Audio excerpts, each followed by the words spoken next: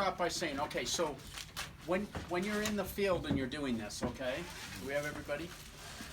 When you're in the field and you're doing this, your brackets are up, okay? So I have an idler on this end and I have a clutch on this end, okay? So you're gonna either stab it or do the whichever, CM, whichever. So you're shooting it into the bracket and then you start going up and down here it's hitting the wall, okay? In the field, it's not gonna do you any good to take a measurement. Where if you're bringing it back to Mike, you need that measurement, and then Mike takes this all apart and redoes it. When you're in the field, we can save a ton of time and finish jobs by cutting it down then. So the other day we were at a job, and the drywall was horrible. We had to cut the blind down. Taylor cut it down. I showed him the first one. He cut it down. So what we did is we went to put it up there, and it's hitting the wall. So you have to look at it and say, okay, how much do I need to trim that? I keep usually a pencil or a pen, so I mark it down that we needed to cut. That one was crazy wrong. We had to cut a whole inch, but say it's 1/4 of an inch. So you put it up there, you mark this on top where you're going to cut it. You should never be taking this band off until you're putting the stop balls on. It always has to be in first. You never pull this off. The reason is it keeps the tag to the original blind. The other thing is it keeps everything tight. So you shoot it up there, you put your all your guides, your chain guides on, then you reach across and pull that and check and make sure that you're not telescoping. So when I do this, this band is holding it tight for me. I want it tight against the gate. You all should have a chop saw in your truck. Okay? If the blade starts to get dull, guys, you need to get with Charlene and get a new blade. To be able to cut, you have to have a good blade, else it'll damage the blind. I've been wanting a blade since I got here. Okay, so I'm gonna line this up. I'm just saying. Okay, I'm gonna hold it tight. I keep this band on. To help hold it tight. If the band is off and you go back, you should take some blue tape or some type of tape and hold that tight, okay? I want to hold it tight. With the hem bar down, facing down? Yes, and that's a good point. If your hem bar is up here, like this, when you come down with that saw blade, you're going to hit it and it's going to shoot this and it's going to be a problem. If you put it up here first, then you can't keep it tight. You want the hem bar down solid onto the bottom so it's sitting on that flat hem bar, okay? So you're going into a job, you got 20 roller shades and you got one you can't finish because it needs cut down. Bringing it back isn't productive. You can learn to do this. This isn't hard, guys. Okay, so you want it tight. I'm gonna get it set. I check my blade where I want it, right on the line. I'm holding it tight. Don't go fast. You'll chew the fabric up and you'll be bringing it back. How good is this blade? Mike keeps it in good shape. Oh no, I would just say. Yeah. Did you check it? I didn't check it for this purpose, but Mike, because he cuts so much here, it's getting changed a lot. So I hold it tight and I want to come slow.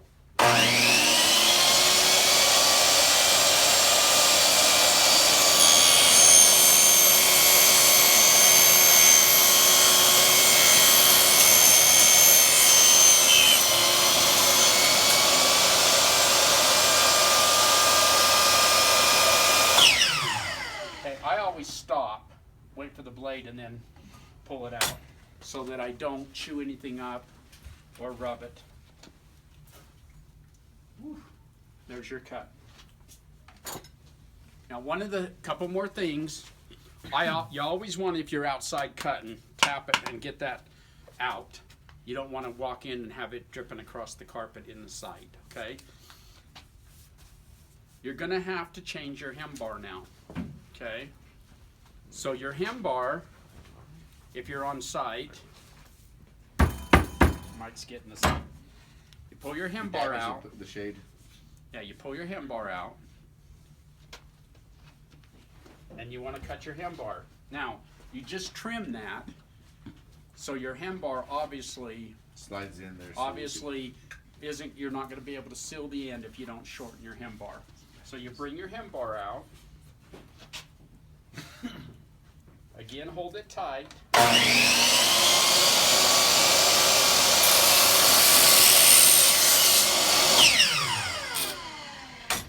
And you wanna cut off about what you cut off. Prior. Okay? So when you do that, now you're gonna tap it back in. It's gonna go in far enough for you to seal the end. Okay? One of the things Mike always has or Taylor has a ladder. It's good to kind of light ladder? this. Oh. A lighter. Lighter. Got you, sorry. It's kind of good to go around. It just, what it does is it just seals this edge if you have it. I don't always do that.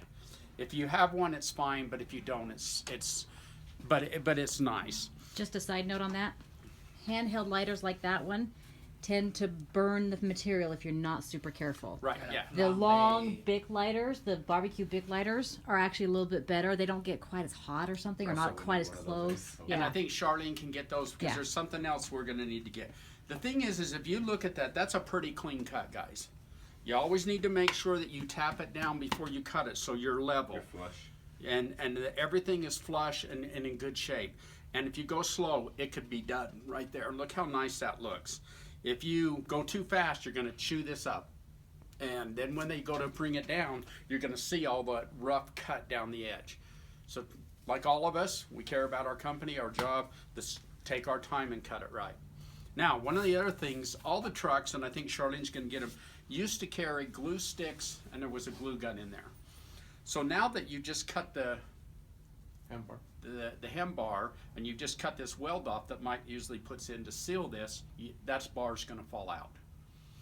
So what I do is I carry a glue gun and I just heat it up as soon as I start cutting, and don't go overboard, guys, because that glue is messy. Just a little dull.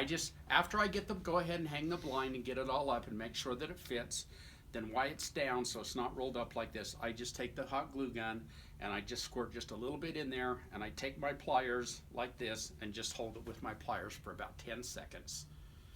It dries and your hem bar is now sealed inside. That makes sense? Okay. Then you go about about doing it.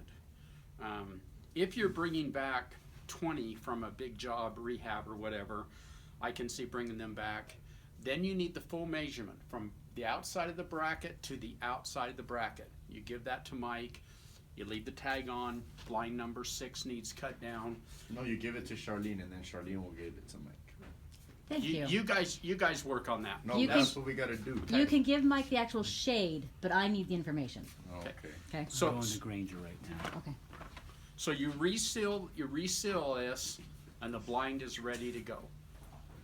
One of the real important things in being able to finish and complete the job and not just bring them back in is that one of the things that's important to the company that we all just do, but is important to the people up there in management, is being able to invoice this.